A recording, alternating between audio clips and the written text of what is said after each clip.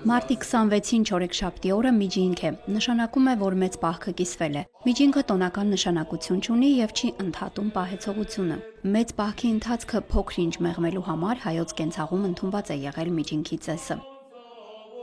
Ժողովուրդը միջինքը նշում է հատուկ կերակրատեսակներով ու ծիսական մի շարք արարողություններով։ Օրվա անբաժան մաս է խորհրդանշական բաղարջը կամ միջինքի գաթան, ներսում թաքցրած նշանով։ Միջինքի գաթան նույնպես պահքային է, այն պատրաստվում է ձեթով, մեղրաջրով, ընկույզով եւ քիշմիշով։ Միջինքի մասին խոսելիս հաճախ հիշատակվում են բաղարջի մետաղադրամի ավանդույթները եւ անտեսվում է օրվա հոգեվոր խորհուրդը։ Միջինքին հավատացյալները ուժ, կարողություն եւ իմաստություն են խնդրում մեծ պահոց ապաշխարության շրջանի մնացած օրերը խոնարհությամբ անցնելու եւ պահոց ընթացքը վերարժևորելու համար։